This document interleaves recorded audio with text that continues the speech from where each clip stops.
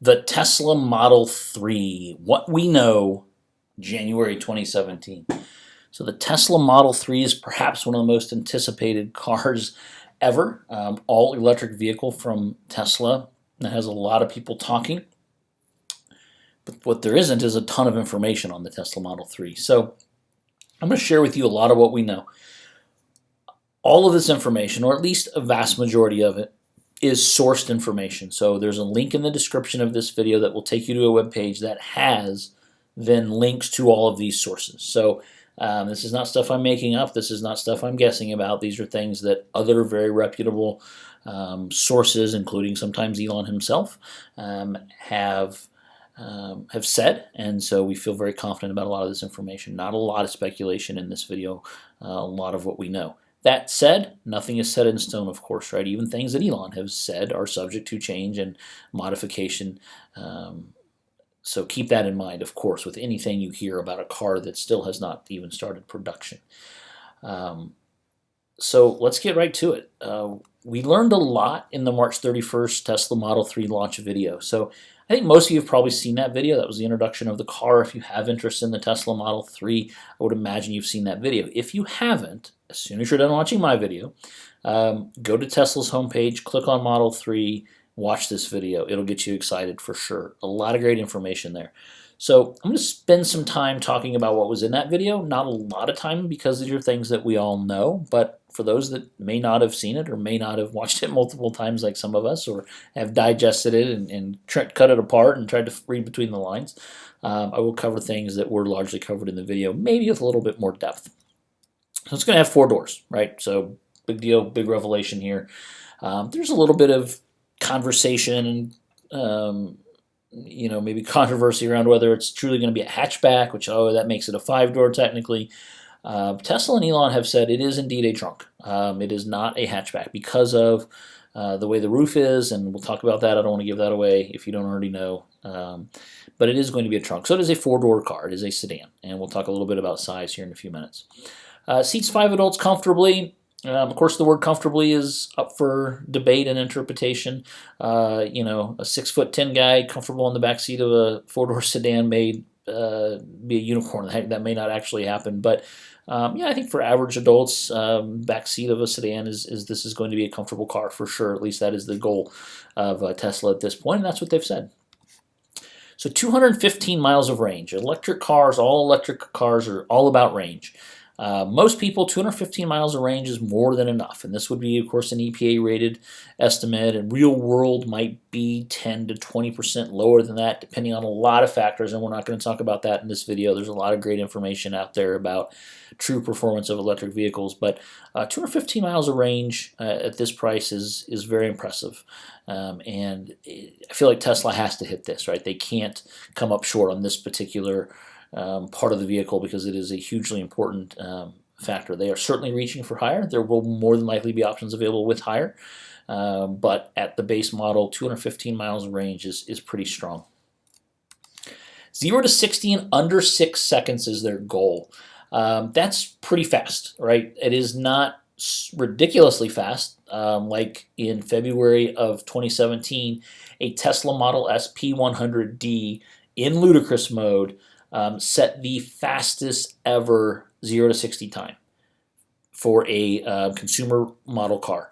Porsche hasn't done it, Lamborghini, Ferrari, nobody else has ever gone sub 2.3 seconds in 0 to 60. The Tesla Model S just did that. Now, I don't know if the Model 3 is going to get to that level, and certainly the one thing I do know about the Model 3, I feel very comfortable in saying, it will have plenty of get up and go for you. It will get you on the highway, no problem. It will get you passing people, no problem. Teslas are fast, and even this one is going to be fast. And it's the electric motor, so the way the Teslas are built, you're not going to have an acceleration problem in this car. Supercharger compatible. So superchargers are part of the Tesla network. They are growing very fast throughout the country. This is what charges your car at what we call a level 3. It is right now around 150 miles in about 30 minutes at a supercharger.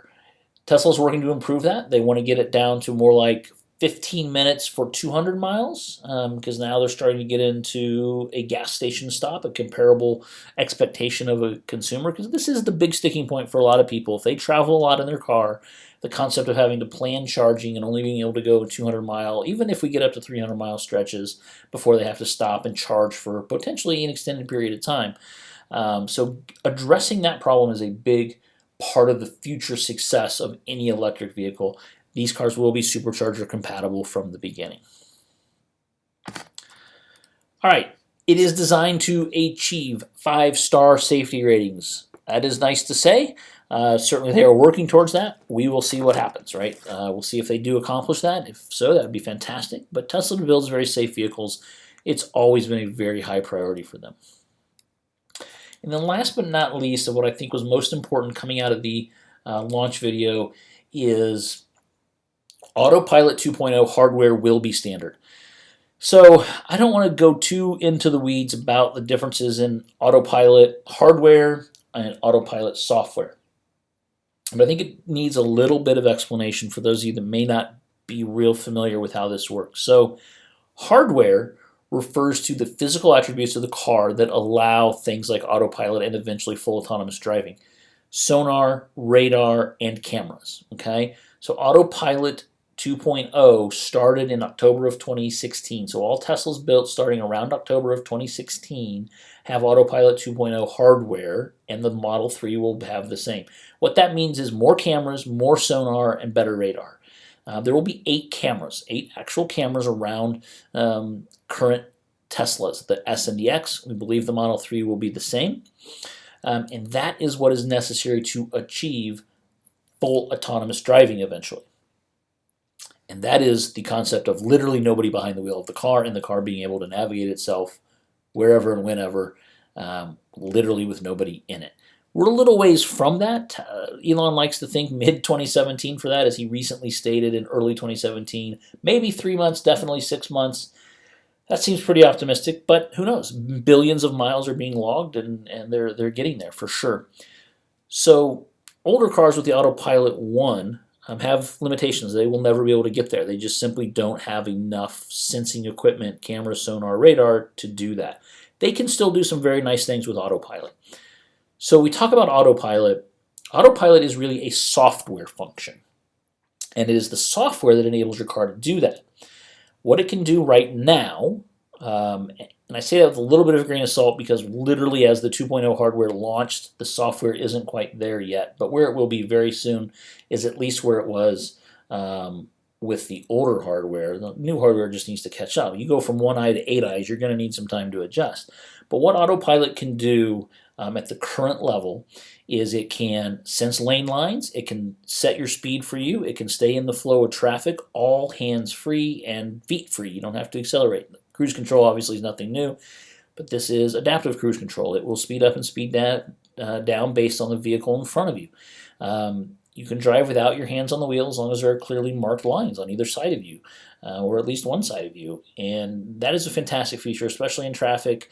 Not having to constantly hit the gas back and forth. I mean, the Tesla will navigate that for you right now. If you need to change lanes, just hit the signal. It'll change lanes when it's safe. What it can't do yet, and this is the next stage, this is what's referred to as full autonomous mode, and this is where Tesla wants to get. That is literally getting in your car and just telling it where you want it to go and it going. With no interaction from you whatsoever. Tesla wants to do a fully autonomous drive from New York to LA where literally nobody touches a gas pedal, an accelerator, a brake, or a steering wheel. And that is full autonomous driving. And it does require Autopilot 2.0 hardware to get to that level that eventually the software will get to. So not there yet, but the Model 3 will have the hardware to accomplish that. Now we'll talk about cost in a few minutes. The software to do that is typically an upgrade. All right, it always has been on the current models. So that base model of $35,000 is not going to have the software to give you Autopilot, but it will have the hardware if you want to enable it, which you can do later as well. You don't have to take delivery of the car with that software installed.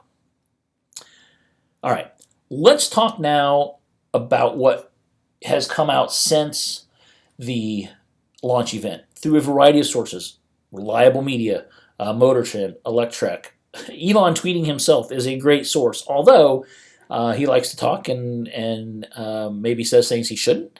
Maybe says things he wants and that may or may not happen, but certainly a good source of information.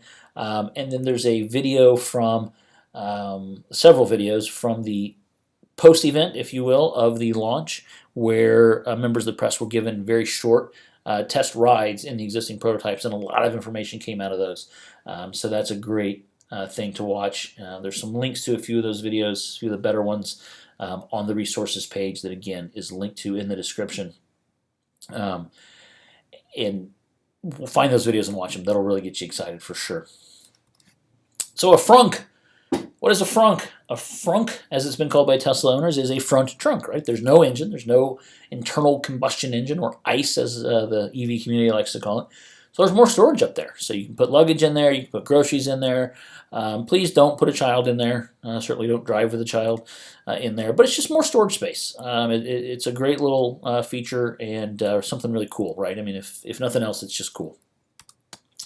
All right, a 15-inch touchscreen, okay? So the S and the X have 17-inch screens, and they are in portrait mode, so up and down.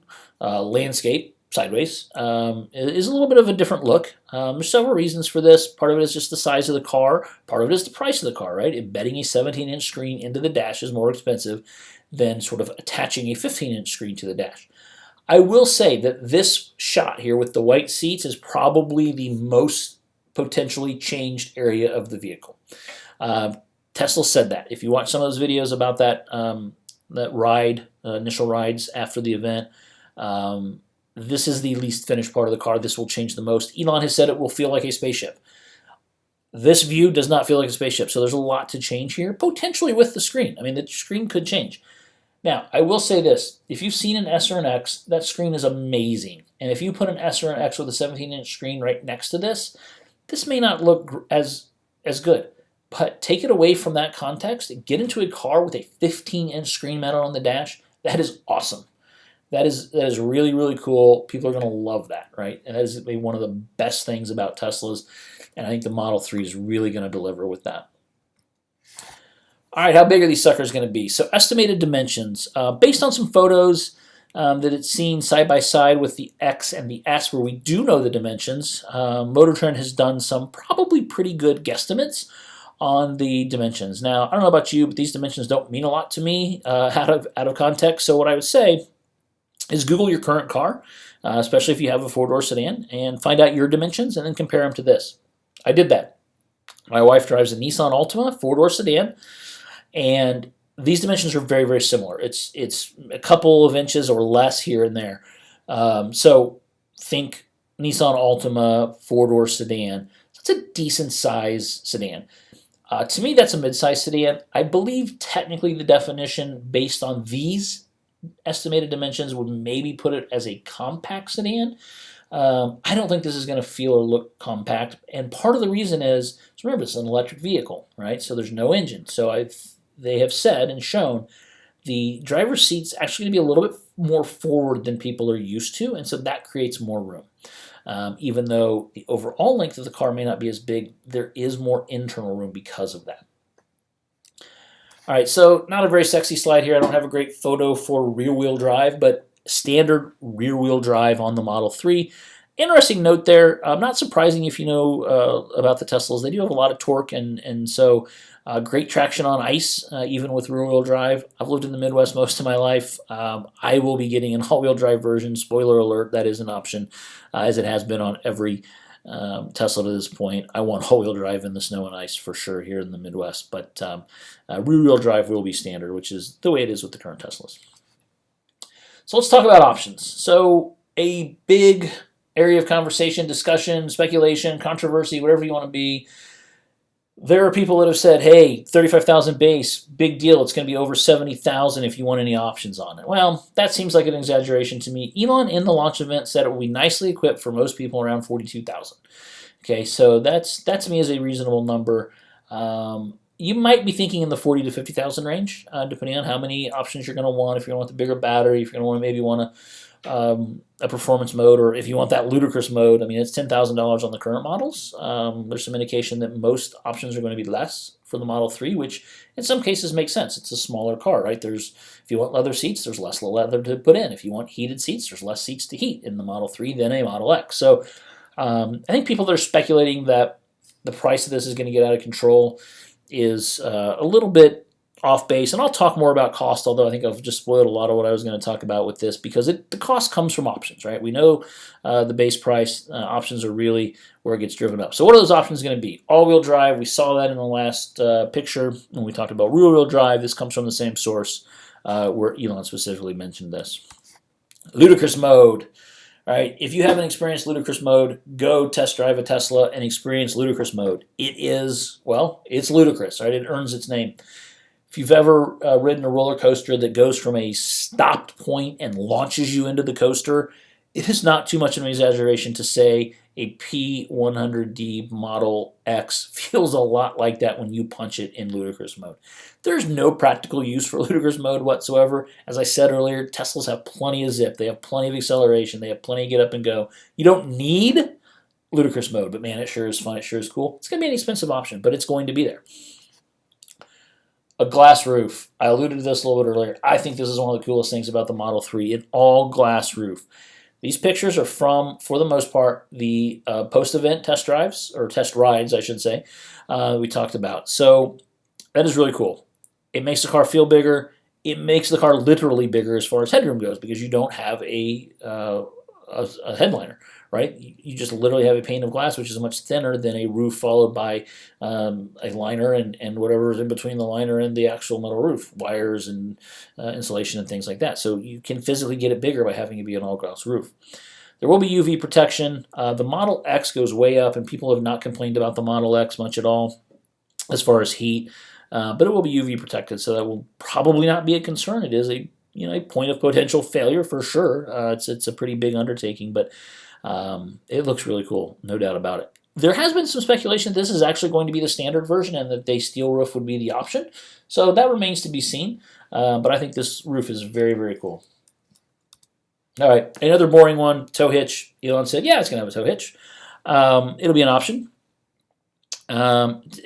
Electric vehicles have a lot of torque, especially the Teslas, so they can tow a lot. So this makes sense. I don't know how many people will want this on a family sedan, but they do have some towing power, so there will be a hitch available. That photo is, I don't think, from a Tesla, but tow hitch is a tow hitch. All right, a solar roof. This is one of the coolest things. I also think this is one of the things that's probably the furthest away of anything we've talked about. We've never seen this from Tesla before. We know Elon wants to get there. It makes a lot of sense, right? Your car's parked outside in the hot sun all day. Why not be charging it? That's awesome. It's free. It's easy. It's right there. So a couple mocked up drawings there that I found that kind of show what that might look like. Who knows, right? I think this is a very cool option. But the big drawback with solar panels has always been they're very heavy. And putting very heavy solar panels on top of an electric car is going to hurt your range. And that's sort of contrary to what electric cars are trying to accomplish. So we'll see. We'll see what ends up happening. There's been some talk that there's going to be some maybe options for this to deploy. Maybe this is something you plug in separately. Maybe it's something that comes out of the trunk automatically. A lot of different talk about what solar roof or solar panels on the Teslas may be for charging purposes. This is something Tesla wants to figure out. I don't know if they're going to have it figured out for the Model 3 or not, but there's been some talk about it as an option. All right, let's talk about production, delivery, and costs. And I spoiled a lot of the costs already because I got excited and started talking about pricing. But let's talk about production first. So from the beginning, Tesla has said that production will begin in mid-2017. Mid is, of course, a little bit of a nebulous term, right? What exactly does that mean? Well, if we want to get technical about it, be anal about it, July 1st is the midpoint of the year. So production better begin on July 1st, Tesla. I certainly think summer of 2017 will be a goal. I think if that slips into late July or August, then that may happen, but I suppose one could make the argument that's still mid. I think most people think June as the 6th month out of 12 is sort of mid, so we'll see where they're at. It's very, very important that Tesla gets this on time, and they cannot be late. Elon has said this will not be late like the Model X. Well, the Model X was a year and a half late. So 6 months, even a year late on the 3 is still not late like the X was. So it was a little bit of a very comfortable comment to say it's not going to be as late as the X. Well, gosh, we certainly hope not. that would be disastrous for Tesla, because this is their chance. This is their chance to bring these cars to the masses and really, as Elon says he wants to do, change the world, right? And getting electric cars to the masses is a big step with that. And so they really need to hit this. So are they on time? They have continued to say that they are on time. Nobody really knows what that means to them. So we have to take them at their word, right? The Gigafactory, which is what's pictured here, is underway. It's being built. Sparks, Nevada, it's going to be a multi-billion-dollar facility. It's going to have all solar roofs eventually. This is where most people believe eventually all Teslas will be made. Right now, about 30% of this factory is up and running. Now, the cool thing is 30% is up and running. They're continuing to build the rest of the 70%. So as they finish one section, they put it into production, they get it rolling, they continue to build the rest of it. So that will help ramp up production. They're not waiting for this entire thing to be done. Now, right now, it is producing batteries for their battery packs, completely unrelated to the cars. But very soon, they're going to start producing the batteries for the cars themselves. That is a huge part of what Tesla has to get done in order to be successful with getting these Model 3s in a production mode that can get them to everybody in a reasonable amount of time. Because it's all about the battery, obviously, right? It's an electric car. It needs batteries. It needs a lot of batteries. So Tesla's taking that into their own hands.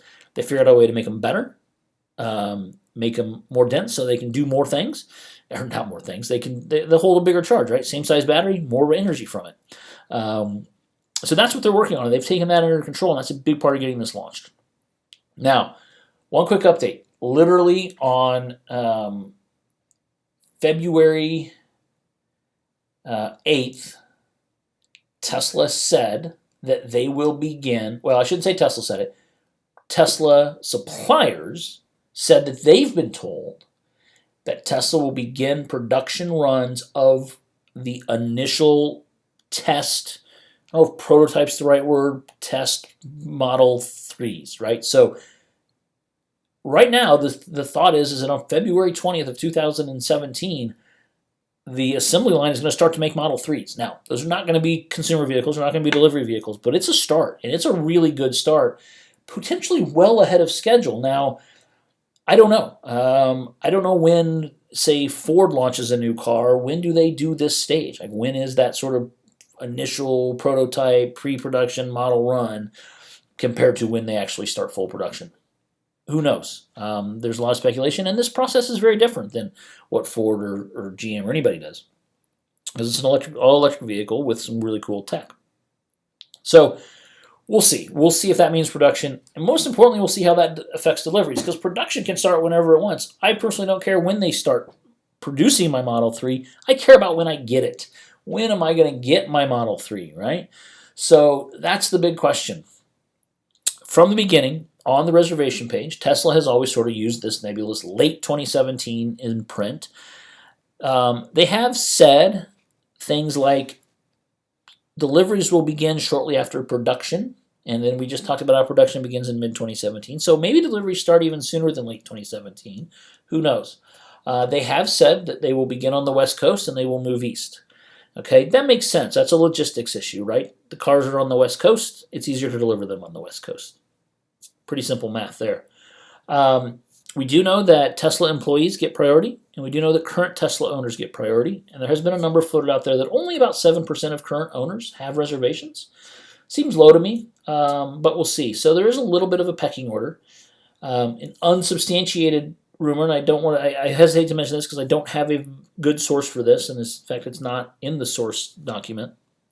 But there has been a decent amount of talk that fully loaded, if you will, Model 3s will get delivered before base models are not fully loaded. Stands to reason, I suppose. Those will have higher margins for Tesla, so cash in the pocket to get those suckers built sooner rather than later maybe makes sense, but who knows about that. So we'll see. Now, you notice on this slide I have two different dates. So around early 2017, maybe late 2016, Tesla sort of quietly changed the wording on the webpage for making orders. So if you made an order now, for example, what you would see on the Tesla website is deliveries begin mid-2018 or later. So Clearly, at some point, they realized, look, we can no longer say 2017. It's just not going to happen anymore. Elon has said that 12 months of orders were sold out. That was back in October of 2016 when he made that comment. I'm not sure exactly what that means. 12 months worth, how many is that? At the time, there was speculation that there was about 373,000 pre-orders. So if that sold it out, then that's a pretty aggressive production run. They want to get to 500,000 a year originally by 2020. Now he has said we got to do it by 2018 because of the demand for this thing. So that tells me that most everybody, even here in mid-February, that puts down a reservation will get theirs in 2018. A lot of people are much less optimistic than that, maybe rightfully so with Tesla's history, but only time will tell. So, depending on when you made your reservation, unless you're one of those first people right on March 31st, maybe April 1st, probably not going to see your car in 2017, but I think in 2018 you're probably going to see your car, even if you order it today. I'll talk a little bit more about that in terms of the federal tax credit and how Tesla may want to help you out with that. All right, so let's get on to the costs. And I'm going to talk about costs before the tax credit, and then I'm going to talk a lot more about the tax credit. So I've spoiled this a little bit earlier. The base price, $35,000. I think we all know that, right? That's been big news from the beginning and is making a lot of headlines. And we can argue whether that's affordable or not for most people, but it is certainly a lot less than the current Tesla Model S or Model X, which runs anywhere from, say, $65,000 for a very base model, no options Model S, all the way up to top-of-the-line Model X at about $150,000. All right, so what are we all really going to drive? Most people don't drive base models, right? We all want some other seats, some nicer radios, whatever the equipment may be, including Autopilot software. Quite honestly, that is one of the upgrades that's in there, for sure. So Elon has said nicely equipped for most people around $42,000. That seems reasonable to me. I mentioned earlier, I feel like 40 to 50 is going to be where it's going to hit. Elon has talked about the fact that at least the dual motor upgrade, which is what gets you to the all-wheel drive that we talked about earlier, is going to be less than the current S and X. And it makes sense. I said that earlier. It's a smaller car. If you upgrade to leather seats, there's less leather. If you upgrade to premium carpeting, well, there's less carpet, right? So it makes sense that it's going to be less. So as people get these wild numbers like, oh yeah, $35,000 base model, but it's really going to cost $75,000. Well, that doesn't make sense. Those are people probably trying to justify to their spouse that, now look, honey, we should go ahead and buy a Model S because it's going to be just as expensive. Well, that doesn't make sense. There will be many configurations. You will have battery pack choices. You will have performance choices. You will have a lot of choices. And certainly that can drive the price tag well above $35,000. But I think for most people, a nice premium upgrade, maybe a Sub-Zero package to get you some heated seats and getting that Autopilot software in there is where most people will be. I feel like that's going to fall 40 to 45, maybe up to 50, especially if you go a bigger battery pack. All right, deep breath. All of that is before the tax credit, and the tax credit can be huge. The tax credit right now at a federal level is $7,500 for a Tesla delivered in the United States. On a $35,000 car, that's a big number, right? That's over 20% of the price of that car. Now, again, it's base price, but that's still a big chunk. There's also state and local incentives. Colorado, it's awesome. It's still $5,000 in Colorado in early 2017. So that's big. Some other states have big ones as well. Not all states. And there's some places where there's local tax credits as well. I'm not going to talk about state and local. That's just too into the weeds. There is a link, again, in the resources doc that is linked to in the description of this video that will take you to the state and local page where you can find what applies to you based on where you live. But federal tax credit, again, this is U.S. only, so I'm assuming most people watching this are in the U.S., and so that's what we'll talk about. Now, there's a lot of confusion around the tax credit, so I'm going to try to simplify it as much as possible, although it is not the simplest thing in the world to understand for sure, but I think there's a lot of people that are confused by it and a lot of people that are concerned by it. Because the $7,500 tax credit is a big deal potentially for making this car affordable, even more affordable, if you will. But there's some things you should know about that for sure that I'll get to in just a minute. But let's first talk about how much it is and when it starts to change. Okay, so the chart below helps with this a little bit. So find Tesla on the third line. Okay, so just be kind of glancing at that number. First thing to keep in mind is those light blue numbers, 106, 156, 172, 199. Those are counts. Those are estimated counts. As of early 2017, Tesla's around 125,000 deliveries, right? So the way that it works is each automaker, so General Motors, Nissan, Tesla, Ford, Toyota, each automaker is limited to 200,000 vehicles at the tax credit before the phase out begins. Okay, that's a very important part of this. So the 200,000th Tesla delivered in the United States does not end the $7,500 tax credit. It starts the clock ticking, sort of. What it does is it pre-starts the clock ticking that then really starts ticking in the first day of the second calendar quarter. All right, that's a mouthful. It's a little bit confusing. Again, look at the source document from the description. That has a link to the federal guidelines that it's the government, so I don't know if it's better or not, but it does spell it out. Here's the simplified version of it, okay? Let's say, and this is, you can sort of follow this along in the chart, okay? I think it's going to be more optimistic than this chart is, but I will use the chart as an example to help you understand a little bit of the way this is going to work. So Q3 of 2018, so say July 2nd, Tesla delivers her 200,000th car, okay? That's when the clock starts ticking. So essentially, you have the rest of that quarter, so July, August, and September, and then the next quarter, October, November, December, at the $7,500. So if Tesla times it right and delivers that 200,000th car at the very beginning of a quarter, we essentially have 6 more months of unlimited Teslas getting a $7,500 tax credit for their owners. Okay, so that could be tens of thousands, if not hundreds of thousands of cars that still get the $7,500 tax credit. And Tesla has alluded to the fact that they completely understand this. They get that this is important for people. I feel like they are going to help people out. And if it means they have to halt deliveries for a couple of weeks at the end of a quarter to time this perfectly, I think they're going to do that. So, perfect scenario, you may have as much as 6 months after the 200,000th car is delivered by Tesla in the United States for that full tax credit. Worst case scenario is you have 3 months after that point. Then 2 quarters or 6 months, it's at $3,750. Then 2 more quarters, 6 more months, it's at $1,875. Then it goes away. So I think most people who ordered their Tesla Model 3 and end up taking delivery of it, that's something I didn't touch on. I think there's going to be a lot of attrition, people dropping off, deciding, hey, I had $1,000 to put down a delivery, but I don't have $40,000 to actually buy it. So I think there's going to be some people dropping off the list. But I mean, if that list is at 400,000 in early 2017, I think if you placed your delivery in 2017, your reservation rather, in 2017, you're probably going to get the full tax credit, which is awesome. Now, be careful. It is a tax credit. And what that means is it reduces the taxes that you owe. It will not push you into a refund. So you get your taxes done, you do your 1040 form, you've done everything but the federal tax credit form for the electric vehicle, you owe $10,000, you do your electric vehicle tax credit, now you only owe $2,500. Okay? If you finished your form and you owed $8,000, now you go down to $500 with the electric vehicle tax credit put in there. However, if you owe just $5,000, this $7,500 tax credit will only bring you down to 0 taxes due. It will not push you into a refund. So, if you're thinking about buying a Tesla, and this tax credit is an important part of that equation, you need to be aware of that. Okay?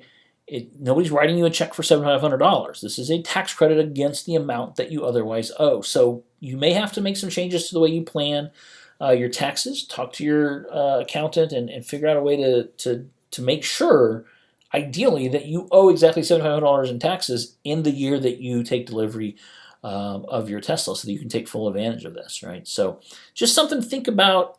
For most people, I think this is a big deal. I mean, even at $3,750, that's potentially as much as 10% of the purchase price of the car in a tax credit, so you want to be able to take advantage of that, and just know that you're going to have to maybe give that a little bit of forethought. All right, one last thing. I've covered a lot of information. Hopefully it has been helpful. Hopefully you've learned a few new things. But you want to learn more, right? We all do. Well, more news is coming in fast. I mean, like I said, literally while I was putting this together, the information that on February 20th, they're going to start production of the first Model 3s, actually testing the production line. That was pretty cool. It's also not a coincidence that 2 days later is their investors call. This was originally scheduled for, I believe, February 8th, and they pushed it back in January. They announced that. Those things are not a coincidence, right? So I think the investors call is going to be a very big deal. It's technically for Tesla as a company to go over their financial performance in Q4 of last year, but it very quickly turns into a Q&A session mostly focused on the Model 3. So there's a link to the website. You can watch that, or I don't know if you can watch it live. You can listen to it live for sure, and that's going to be the news media is going to be going crazy at that point. So that is the next big step of learning more potentially. And then there's another reveal, right? There's a second stage of reveal. So March 31st was the first. The next one, a lot of people said it would be Q1 of 2017. I feel like that's pushing more towards Q2 of 2017, but we'll see. But at some point, Elon's going to have another big Steve Jobs type Apple on-stage event where he is going to reveal what's next. And then maybe you may see the actual car. You may see the final finished product. We may get information then on price and delivery timelines and all those things. Who knows? It may even talk about the Model Y. I don't want to get everybody started on the Model Y, but worst kept secret is we feel like the next Tesla is going to be a smaller SUV that'll be deemed Model Y. Don't want to talk about that yet because we're focused on the Model 3 right now. But as part of the next reveal, who knows? That could be something we see. Best place to follow is follow Elon on Twitter, if nothing else. He loves to talk, and we'll talk about it. There's other good sources out there. My favorite thing is just a Google search for Tesla Model 3 news, and that'll show you a lot of information. So thank you very much for watching. Appreciate your time. Hopefully you've learned something. If you have questions, if you have comments, if you have anything to add, I really would appreciate you adding those either to the website with the sources or right here in the YouTube comments. I will respond to them all. Maybe not immediately, but I definitely will read them all and respond to them all. So I really appreciate everybody's feedback. And, look, we've all heard different things. We all have seen different things. And I'll do my best to apply my knowledge and my many, many hours of research to this subject to it. But if you have things that you can source, and I would prefer that you do find things that are sourced, certainly add them to the discussion. And let's share all that information with as many people as we can. So thanks again.